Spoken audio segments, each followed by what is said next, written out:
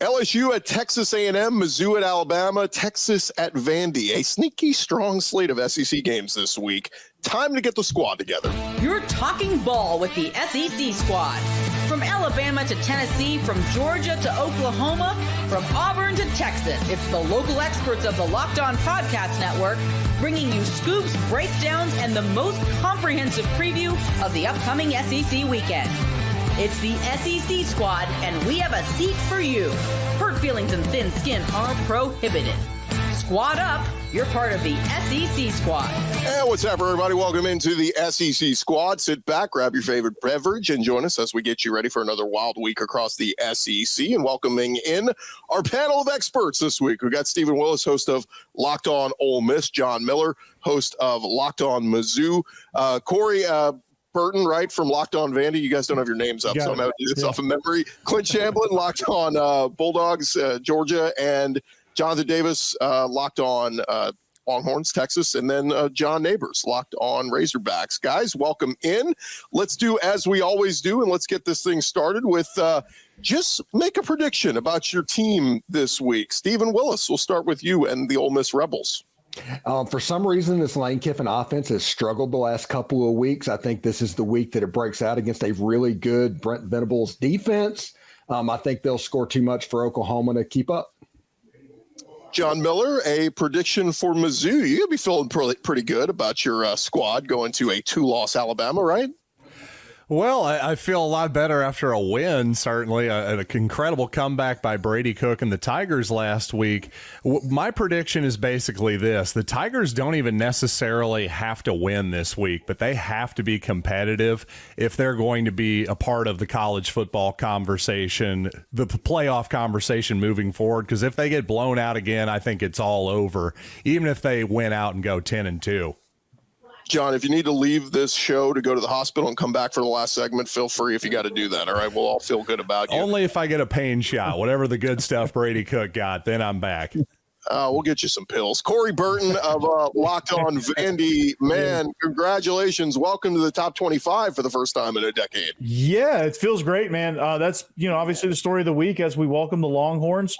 It's going to be a really fun weekend in Nashville, hosting a lot of great recruits and, going to be competitive. Going to see how Texas holds up against the ball control, run the clock, drain the clock style of play, man. We're going to see they're going to get a heavy dose of Diego Pavia, so we'll looking forward to that. I saw that. My prediction? Yeah. Let's just go on a limb and say upset city. There you go. Okay, there you go. We just need a prediction. Okay, doesn't have to be right. We just need one. Yeah. If anybody is interested in some pornography, you go look at Vanderbilt's third down rate this season and their conversion. They're north of 50%. Their red zone rate is unbelievable as well. Man, Jared Kill and Diego Pavia, guys are doing work. I wasn't real porn, Steven, but thanks for the stats. Yeah, I don't know pornography on the internet, right? Or if you Google that, but yeah. Hey, look, man, it's funny. I saw an article today. It's like, here's a list of recruits that Vandy would be hosting. I'm like, what world am I living in? This got a 4-star linebacker who just decommitted from Steve's favorite school, Mississippi State. So yeah, wow. Yeah, they got a 5-star on campus this week. It's crazy. It's a whole new world.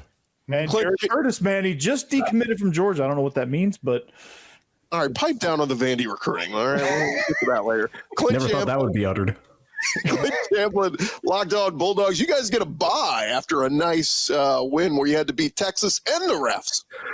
We beat everybody on the planet, including all y'all who said we were going to get smoked, and I am here for it. Absolutely. This week, we get to go ahead and be tied for first in the SEC after this week. LSU A&M going to have a little tussle and see what comes of that. But I'm excited for that this week, sitting back and watching the lay of the land.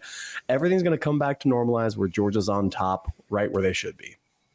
Yeah, I've talked to both LSU and A&M fans this week, and both of them have said, even if we win this week, do we really want to go play Georgia in the SEC title game? It's like, oh, God, that's, we'll talk about that down the road. Jonathan Davis, sorry to rub dirt in your wound, but that's pretty rough. Texas getting humbled for the first time this year. Yeah, I appreciate y'all inviting me back. I was scared I was going to get kicked out the group chat or something, but a prediction this week, we're going to move forward, not look in the rearview mirror. But of course, shout out to Georgia. All the credit in the world. Look like the best team in the country right now.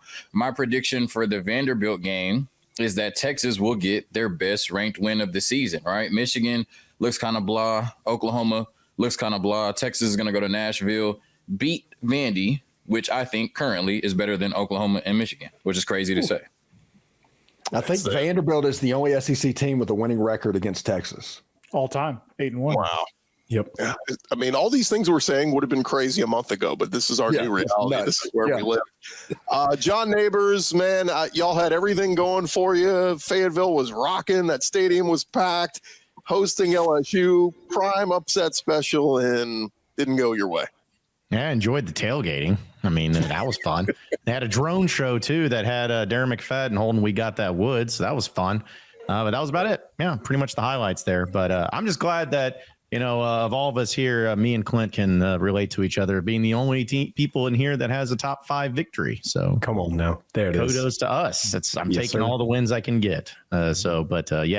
Arkansas, Mississippi State, real barn burner at 11:45 in the morning in Starkville. So the Hawks should win, but they probably won't. So it'll be fine. I saw it's an SEC network game, and I kind of miss the old days of the old Lincoln Financial. I mean, this would be a Lincoln Financial game if I've ever seen one. Dude, the 3 Daves would be screaming at you inside of that director's chair that they would be sitting on in the middle of the field. Yeah, this has they have some great. This has some great vibes to it. But listen, I mean, the Mississippi State defense is awful. So Arkansas's offense has not been good. So you think that this would be the way that they could finally make it work? Probably not. But should be fun anyways.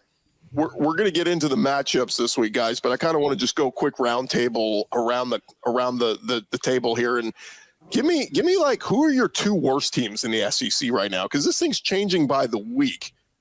Steven, you still put Mississippi State down there? What about Auburn? What about Oklahoma? Who's the worst?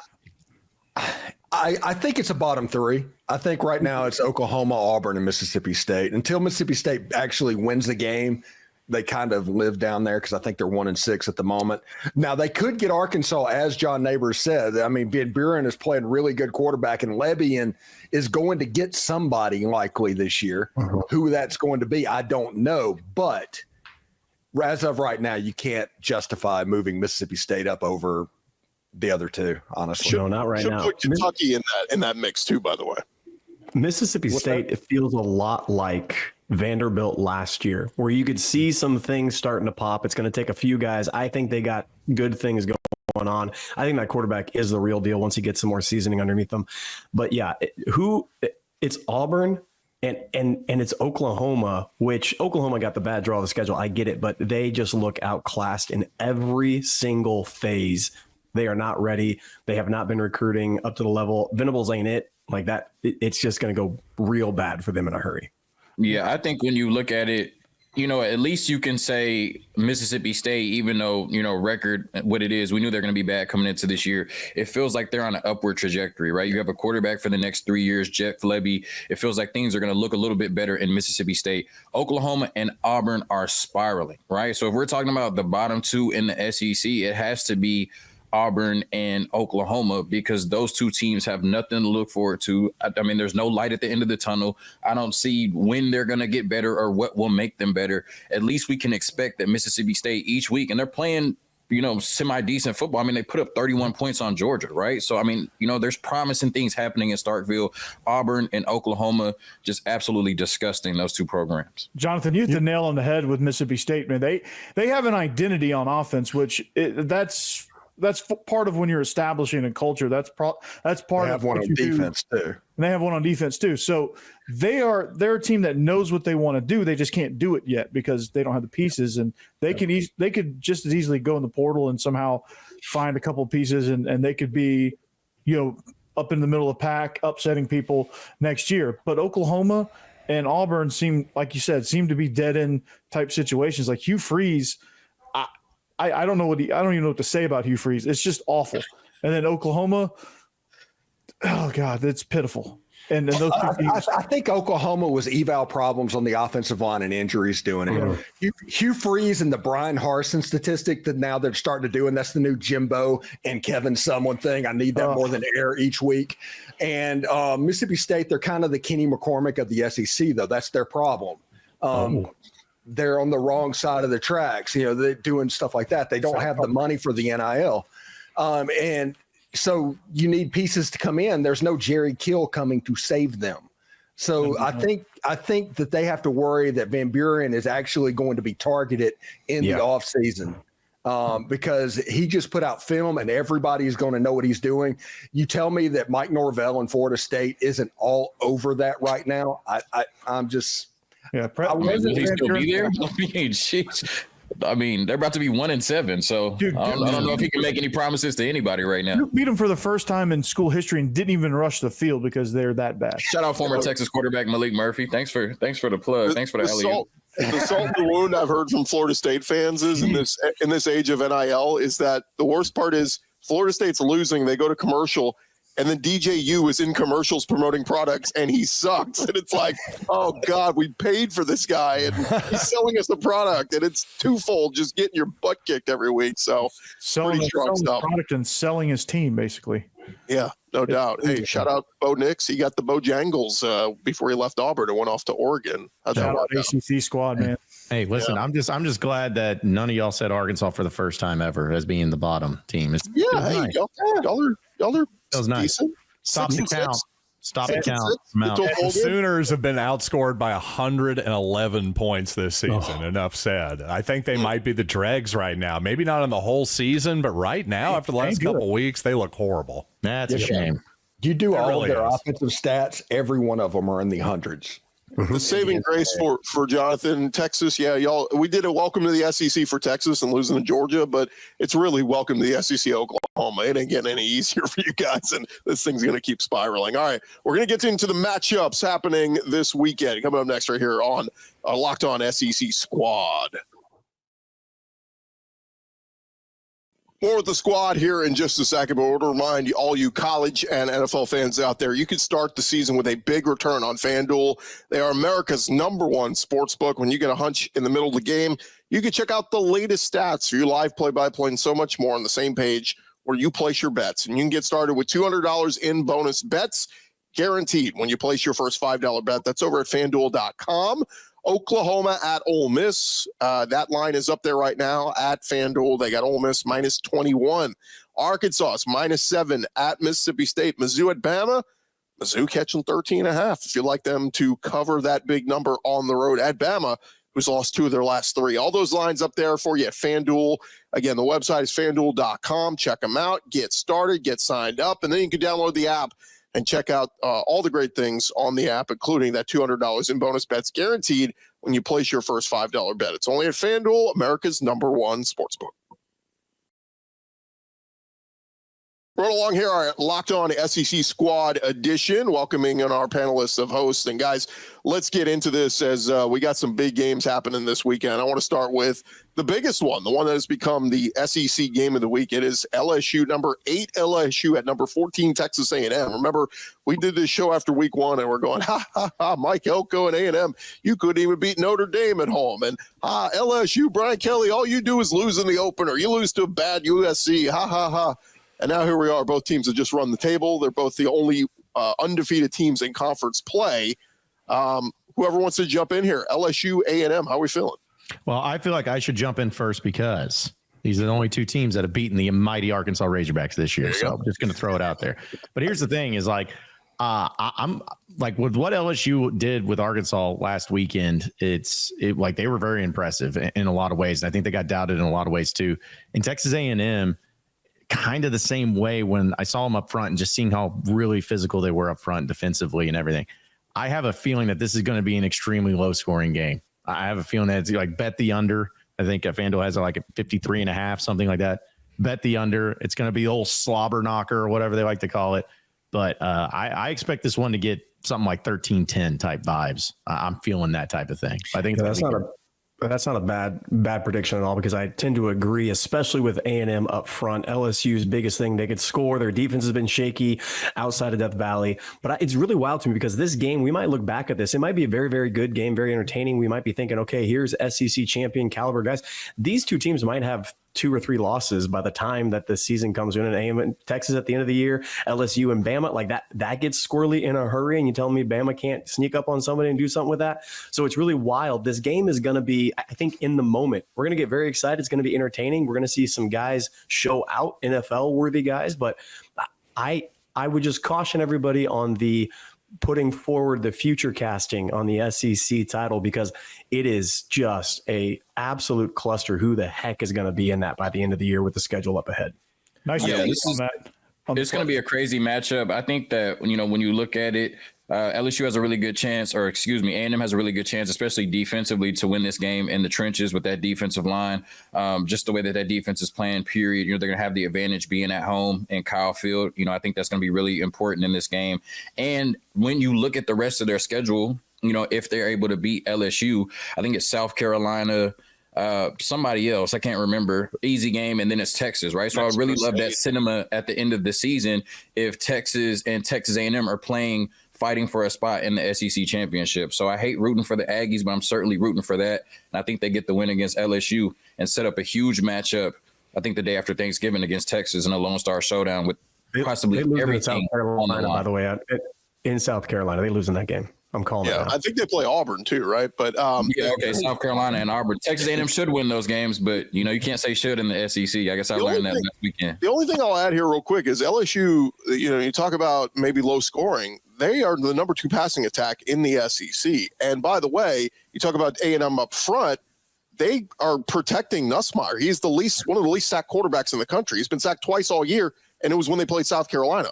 Arkansas, I watched Landon was getting after him last week. They couldn't bring him down. It's just, it's an interesting thing. LSU, as bad as they were running the ball or run blocking earlier in the year, they seem to be getting better in that category. They seem to be getting better defensively, and the passing game still the passing game. I saw Garrett Nussmeier will LSU to a victory over Ole Miss. I saw that with my own eyes. He completed 40% of his passes and ended up SEC Player of the Week, because at the end of the game, his last 2 passes went to touchdowns. I think that I just can't think that Garrett Nussmeier is going to allow LSU to lose to Texas A&M.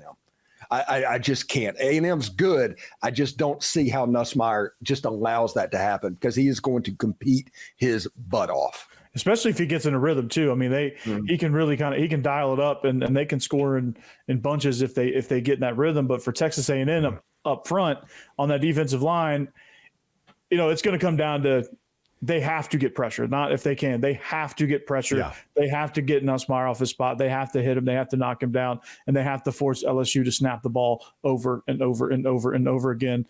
And that's going to be the key to that game is slow them down, slow their tempo down, and be able to kind of grind that game to a halt. And LSU has lost the last 2 in College Station, by the way. They've it might be 3 straight they lose. LSU's got to manage that road environment, especially there. They haven't done a good job, like you said, the last 2 years. So they got to be able to manage that road environment, which it's not an easy thing to do in this league.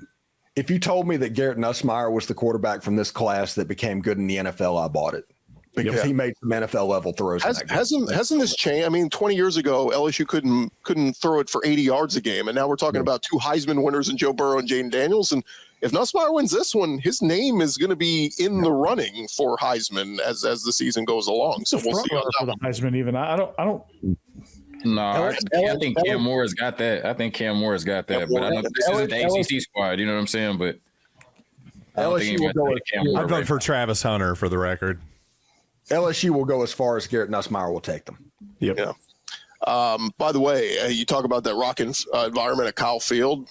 NCAA, the video game, they named it the number 1 toughest place to play. And then Texas fans threw bottles on the field, and then they overruled it and brought the ranking down. So I don't know how that happened. Let's get to the other. It's a bogey move, according to McConaughey. Hey, bogey move, bro. Mizzou, Alabama. Mizzou, Alabama. I wanted to get to that one, but since we got our Locked On Vandy and our Locked On Longhorns host here, I figured, Jonathan Corey, give us your take on Texas at Vandy. Texas an 18.5-point favorite on FanDuel. Jonathan, I got to ask you a question, okay? I know.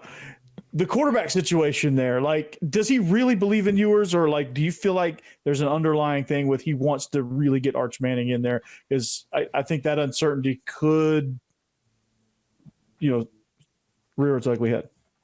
Yes. I don't know. I mean, I think that, he certainly panicked, especially when we saw, Arch come in there and, he really didn't do much different, but you kind of expect that from Arch with the lack of experience. You don't expect that from your year 3, number 1 overall player in his class quarterback, but I don't want to, talk about Quinn Ewers too much, but I think he kind of panicked and overreacted. But, I think only Steve Sarkisian and God can answer that question. I do think that, there may be a little bit of lack of confidence in Quinn Ewers, but he's certainly the quarterback going into Saturday. So.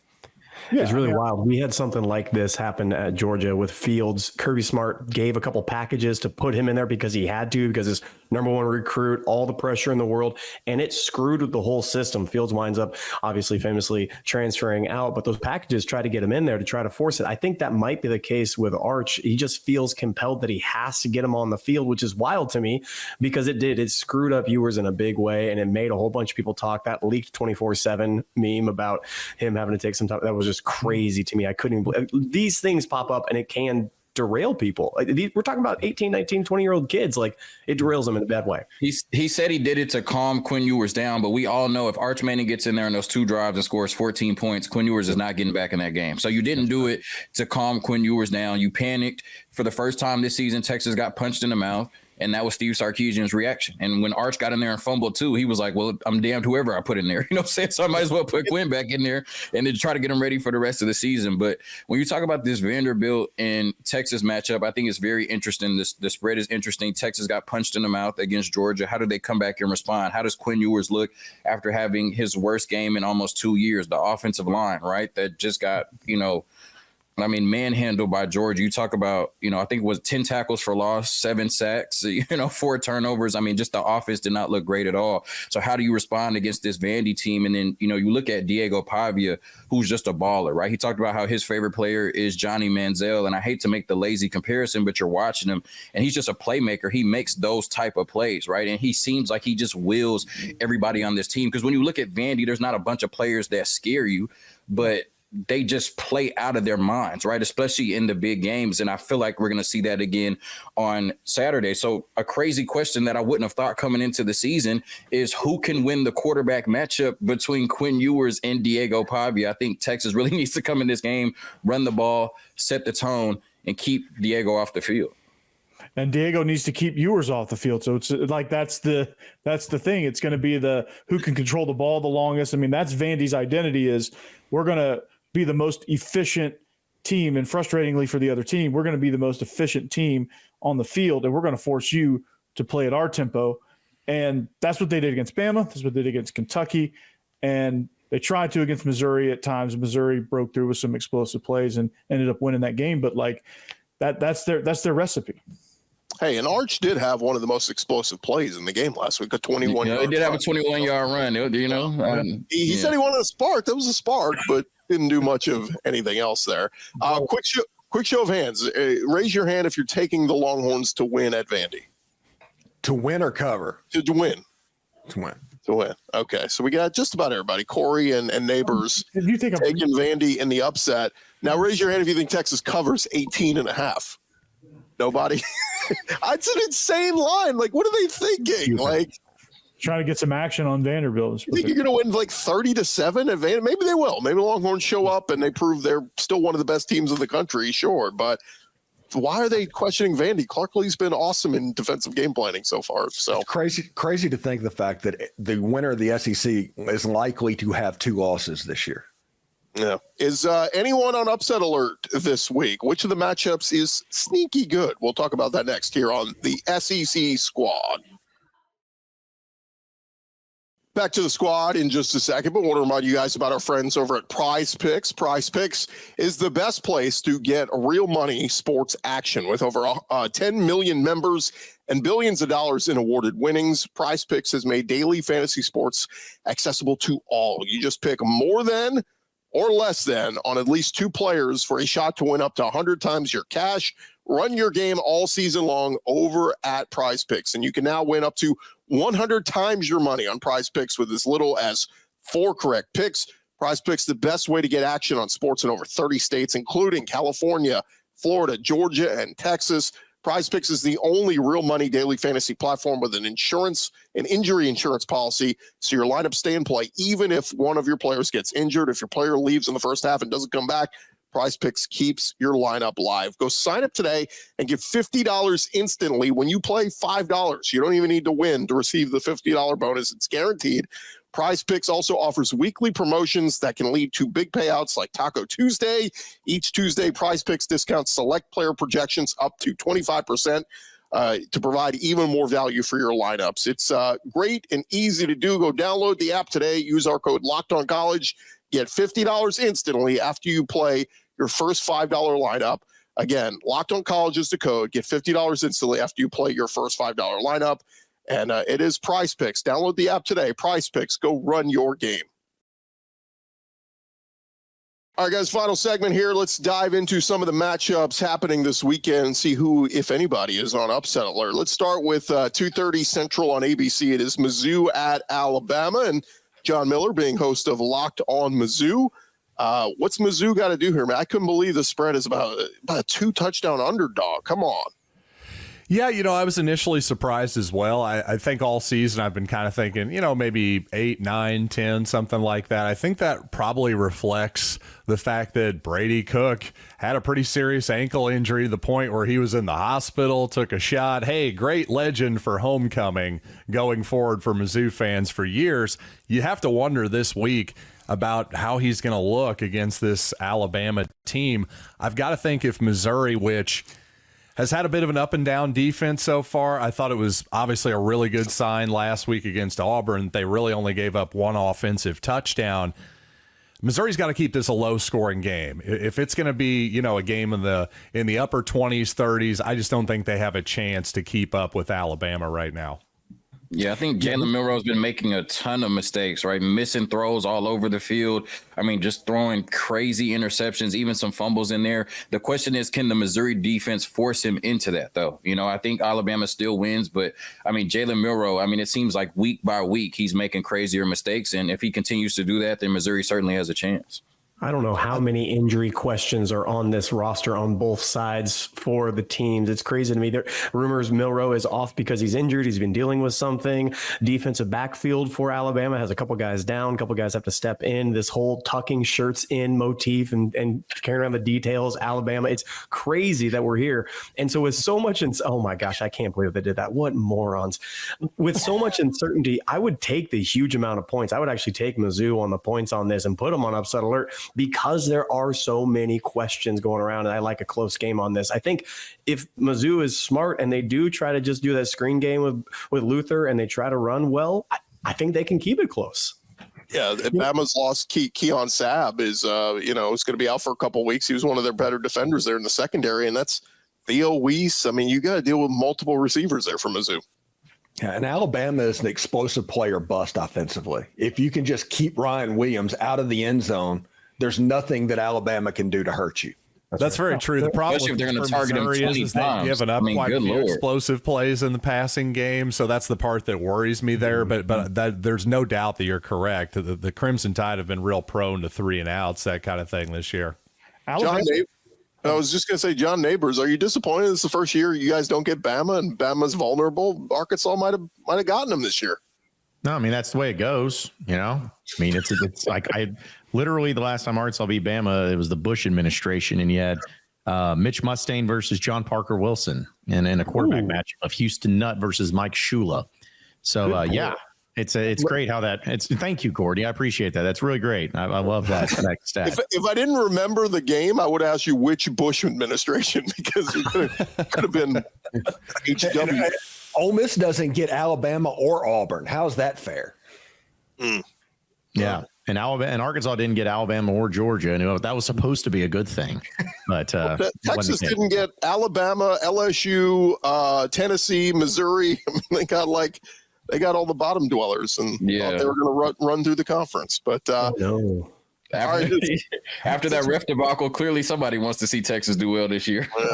Matthew McConaughey. Let's hit on some of the other games real quick. John, since we were already talking with you, John Neighbors, give me a quick thought. Arkansas, Mississippi State. Arkansas about a 6.5-point road favorite on FanDuel.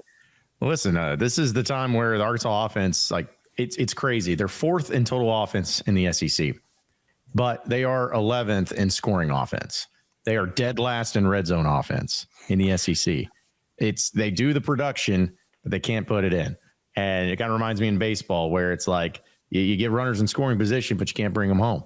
That's been a problem. And that's what's really plagued Arkansas.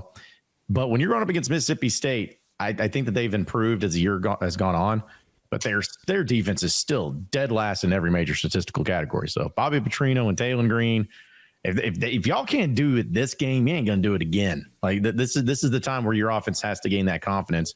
Jaquindon Jackson's not going to play in this game, and that's big. But I think Braylon Russell, right? Load up on Braylon. Yeah, load up on the freshman, and as Sam Pittman said, he's a load now. So, but yeah, he's somebody that I think Arkansas is going to rely on. But I honestly think Arkansas they should win this game, but it's going to be stupid, and it's going to come down to like a final field goal or something like that. It's definitely going to be stupid. I think this game has a chance to be Ole Miss Arkansas drunk. It could be a ping pong match going up and down the field. Yeah, no, I mean, whatever is the stupidest scenario possible, it's going to happen. Like I'm just fully expecting it, and it's going to be fine because why not get little day drunk at 11:45 in the morning? If you're a Razorback fan. It's going to be that game you want to run to the store at 1:45 to get the last things you need for the 2:00 games, but you can't leave. How can you leave this game? It's a 1-score game, and Mississippi State has the ball. I can't leave. It's going to be like that. So. Hey, Arkansas and Kansas is playing in a basketball exhibition game on Friday night in Bud Walton Arena, so I might be looking more forward to that. It is basketball season. 11 a.m. Central on 8 ESPN. It's 4-3 OU at number 18 Ole Miss, and Stephen. This game before the season looked like a cool, fun, exciting game in Oxford, but this one looks like a game that Ole Miss should win and win big. Listen, I feel bad for Oklahoma fans having to go to an 11:00 game for their first trip to the Grove. I mean, if you're going to get out of it, you don't want 11:00 in the morning. I think the big matchup in this line is Ole Miss has one of the best defensive lines in the entire conference, and Oklahoma's offensive line is not. And that's going to be the tail of the tape in this game. I think that this is going to be the game that Jackson Dart and Lane Kiffin kind of get right. Right now, LSU and Kentucky figured out that if you just eliminate big plays for Ole Miss's offense, they will force it. They will make a play. They will self-destruct. And it's cost Ole Miss 2 ball games. If Ole Miss can just drive the ball downfield and take what's available, they'll be all right and win this game and cover pretty easily. I mean, they're sitting with FanDuel's got about a 3-touchdown favorite Ole Miss. So I should think Ole Miss covers that line as well, by the way. I'm with Steven on that. I think -20, it seems like a massive number because of the respect you feel like you should give the Sooners. I just think that you can't make that line high enough. I think Ole Miss is ready to make a statement this week. Get back to what we used to. Last one before we get out of here, guys. It is the battle of let me make sure I have my rankings here right. It is the 25th highest paid coach in the country going up against the 9th highest paid coach in the country as 2-5 Auburn travels to 3-4 Kentucky. My God. And Kentucky's a favorite. They're 2.5-point favorite. How bad is Kentucky? And they're still a 2.5-point home favorite against Auburn. Hugh Freeze has to win this game to have the same record that Brian Harsin had when he got fired. Wow. Yeah, no analysis. Just give me Kentucky because it's Auburn. And I just said they're one of the worst teams in the SEC, one of the worst too. So, yeah, give me Kentucky, man. If you're looking for matchups, Kentucky actually has a feisty defense. At times they can show up against the run in particular. And Auburn, Thorne back there trying to run for his life all day long. And if actually Hughes has a couple of brain cells to rub together, you realize you have the best running back in the SEC. You run him 35 times. He hasn't figured that out yet, and he won't because his hubris is so massive. His ego is so massive. He can't figure it out. I think Kentucky covers this and covers it easily. I think Auburn's in a tailspin, and they can't keep it up. Give me Kentucky in that defense. That offense doesn't have to do much because there's no discipline on the defensive side because Hugh don't care about defense at all. Yeah, I thought Jalen Milroe was the best running back in the SEC. He might be. That's a good point. At least I've seen the good version of Kentucky. I don't know what the good version of Auburn looks like so far. Hey, well, ask Hugh Freeze, because you said that, if he would have played Arkansas 9 more times, they would have won 9 of them. So great. Congratulations. There you go. Well, the good version of Kentucky might have been when Hank Brown was starting that one game. I don't know. Maybe that was them. But by the way, Clint, your stout Kentucky defense, Jaden Baugh, freshman, had 5 touchdowns against them last week in Florida. So it's Florida's feisty. figuring it out. Florida is trying to. Billy Napier is trying to save his job, which, by the way, I am here for. I will give that collective all day long. Keep Napier in Florida for as long as you can. I am here for it. But that's what I mean. They're feisty. They're not consistent. It's kind of like what we talked about Arkansas in the red zone. You get there, you're efficient all the way up the field, and then you can't put it in when it counts. I think Kentucky has that same mentality. When they want to get up for performance, man, it goes. But without it, man, they're lackluster. I think for this being at home, it does change things for them with that feistiness. This feels like a 4-interception game for Thorne. It feels like this is a game that Mark Stoops kind of gets him. you said that and nobody even blinked. We're all like, I mean, that sounds about right. Probably, yeah. Not even crazy to imagine because Mark Stoops can do defense. The offense he struggles with, I don't think he realizes Barryon Brown is one of the fastest players in the league. But he has no idea. Dane Key, great wide receiver. There's no reason with the weapons they have to be this bad at offense. Real quick, guys, on the way out. Kid was a huge weapon at North Texas last year. They hardly use him. On the way out, guys, anybody feel really good about an upset this weekend? You calling your shot? Just Sam in general? State is going to upset FIU right now as we record. Oh, in the SEC. Come on. Vanderbilt's beating Texas. If Vanderbilt beats Texas, that's the sign of the end of the world. That's in Revelations. I'm almost certain of it. Well, I feel weirdly, I can't pick it. I kind of like Vandy too. Why do I think that's possible? Yeah. I don't know. Maybe I've lost my mind. Because it'd be funny. That's why it's possible. Because it'd be hilarious. It would be hilarious. Texas and Alabama in the same year. It's like, I want to wish it into existence. Every time I want to bet on something, I bet on chaos, and that would be chaos. So I am here for it. Absolutely. I think that game is a lot closer, and it's going to be a coin flip in the fourth quarter. I don't hate that at all. That would be the best SEC shorts ever Sunday.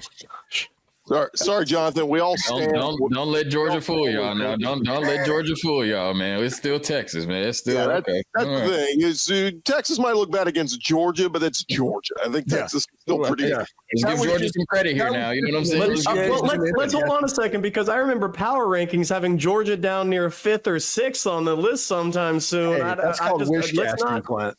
That's called wish casting. I mean, I'm just saying. Kirby says nobody believes him. Like, oh, he's just talking. Well, power rankings. And everybody on game day did pick Texas. So he's like, you know what I'm saying? Like, everybody on game day did pick Texas. He was finally right on that, right? Like Kirby does this. Y'all picked us to go 7-5. First off, nobody did. But yes, everybody did pick against them on game day. Yeah. So I'll give Kirby that one. All right, guys. When Kirby makes you think that you can get beat, there's nobody that can beat Georgia. Yeah, no. Kirby could be my motivational coach to get me up to go to the gym every morning. That would be great. Thank you guys for joining us. Hopefully you guys have a great weekend. Enjoy all the games this weekend. And we'll be back next week with an all-new edition of the SEC Squad.